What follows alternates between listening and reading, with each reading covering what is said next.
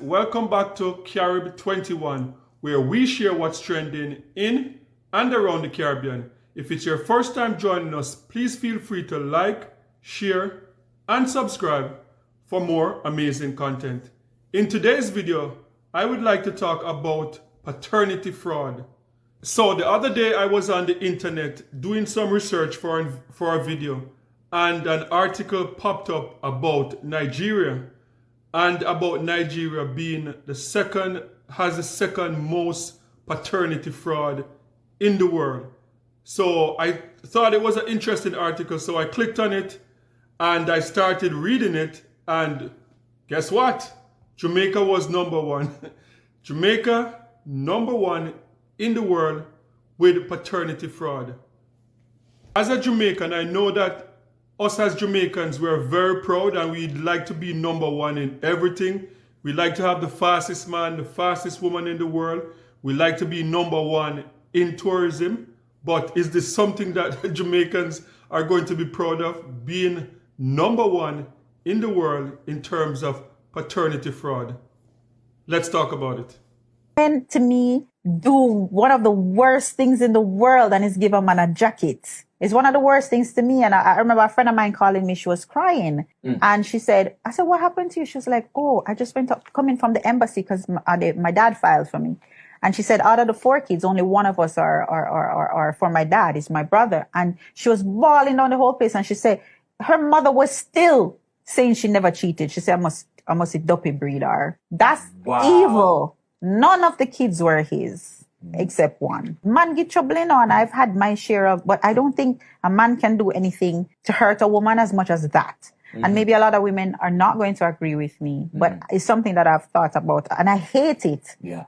And I have a daughter and I couldn't picture if I didn't know who her dad was, which to me is okay. If you had more than one partners, I mean, not judge nobody, but I think society put this thing on women. So they're so scared. I mean, it can't be just wickedness to me, that they're so scared to say, I don't know who the father could be. But it causes so much problem. It causes problem for the child. It causes problem for the man who has gotten a kid and spending money that's not his. And what about the real father? Some people care. True. Some men actually want. As you saw from that video clip from dancehall artist Cecile, yeah, it's really one of the worst things that a woman can do to a man.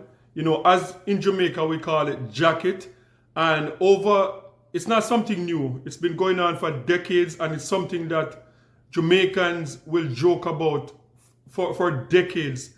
And it's unfortunate because in Jamaica, it's almost like we develop that type of culture within our music. You know, we remember Macca Diamond do a song about bun him, take man pan him, take him house and car and run him. You know that song.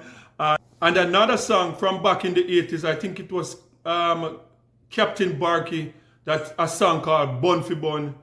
If your man a give you bun and a fear fault, just bun him back and call it Bun for Bun. So it's been decades that Jamaica has been developing this culture, like bun for bun culture, or just a culture of, like, you know, take a girl man and a care and stuff like that. But the serious part of it is that it comes with consequences.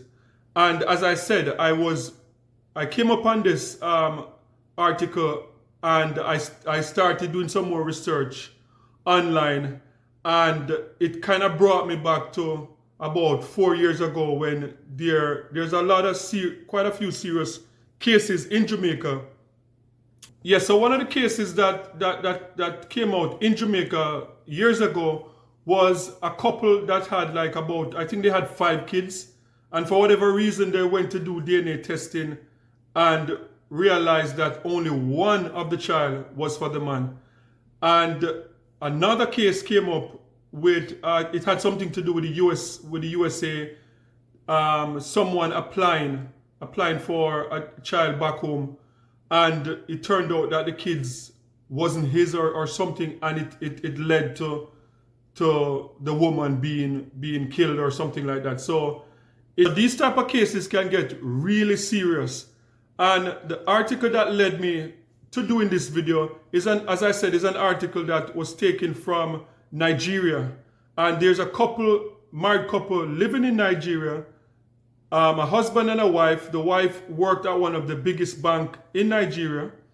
And in the article, it stated that she had an affair with one of the executives at the bank. And apparently, the 2 kids were for the executive and not for her husband. They migrated to Canada, and upon coming to Canada, she decided to confess to her husband that the kids were not his. And that led to, husband going to prison, wife is no longer here, and 2 kids without parents. So it can get really serious, these type of stuff. So it's not a joke. It's not a joke thing. I know, like in Jamaica, sometimes we joke about, stuff like this, bun for bun and this type of stuff. But it can get really serious. And what I really found interesting, though, is that when you go online and you type in paternity fraud, Jamaica and Nigeria seem to dominate that side of the internet. Like everything that comes up are stories that have to do with Jamaica and Nigeria. So sound off in the comment section and let me know, is this really a true reflection of the state of Jamaica today?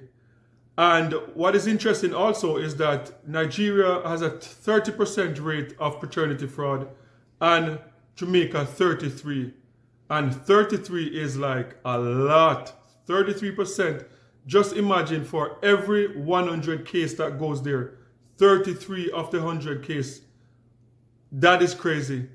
And I don't know if that's a reflection of Jamaica today but what I think is important to note is that cases are based on suspicion. So I don't know if it's a case in Jamaica and Nigeria where people, sometimes you have a child and it comes in question, like the complexion of the child's skin or the child nose or whatever.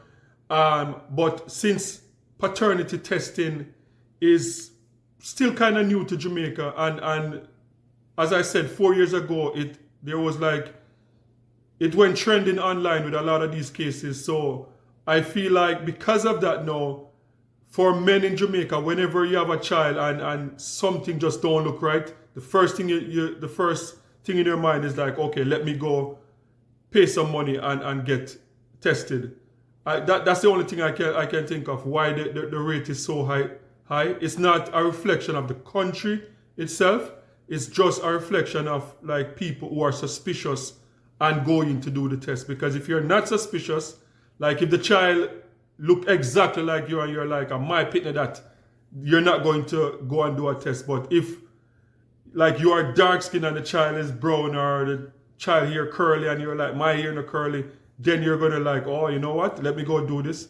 So I think that's, but regardless, this is just like a poor reflection on Jamaica itself, in particular on Jamaican women, because as Cecile said in that statement that, yeah, men can cheat, men can give bun, but only woman can get jacket, and it's not a laughing matter, like it's serious, because in most of the cases that we've seen in Jamaica, it's not a case where the man just walk away. It never ends well. Most of the cases never ends well. And I know that, I think the Prime Minister made a statement years ago in Jamaica that they wanted to make it mandatory. So do you think that paternity testing should be mandatory in Jamaica? I think there was some rules behind it, like if it's a married couple, they have an option to opt out, but if you're not married, then it should be mandatory. Just let me know in the comment section. Do you think that is government like overstepping into someone's personal or into your bedroom, and government should stay out of that? Or do you think the government should invest in paternity testing? Let me know what you think. So my advice for Jamaican men, like if you're watching this video and you're questioning if the child is yours, I would say, like, for men, like, do it as early as possible. Don't wait for years to pass by before you do it. Like wherever you can get the money from, just go and do it. But I believe that if you're going to do something like this, if you have questions about a child, if that child is really your child, I think that as a man, like sit down with an elder first. Like if you have your dad or your mom or whoever, a pastor, sit down with someone and talk to them before you go and do that testing, because you never know what the result is going to be. And if you go and you do that testing and you realize that that child is not your child, do not go home. Do not try to stay as far as possible until like things calm down. You know, as in Jamaica, we say like take away yourself. Like if you do the testing and you find out that the child is not your child, take away yourself. Find somewhere to go and to, because a lot of these cases is because of rage. Like just imagine you go to that place to do the testing and you go back for the result and you open the envelope and you're like, you're not the father, and it's just like boiling up and all this rage and nobody wins. Like if you go back home in a rage and you do something stupid, you're going to end up in prison for the rest of your life. And the prison system nowhere is good, and we know about Jamaica prison system. So take away yourself until you can calm down and get some type of counseling to deal with it. But that would be my advice for any men who are thinking about like, should I go do this testing?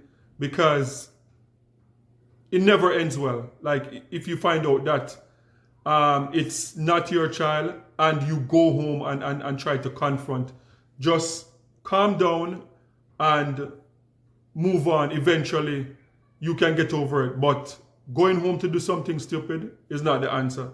So guys, this was a hard video. So let me know what you think in the comment section, and just, you know, leave your comments in the comment section, and don't forget to like, share, and subscribe for more amazing content.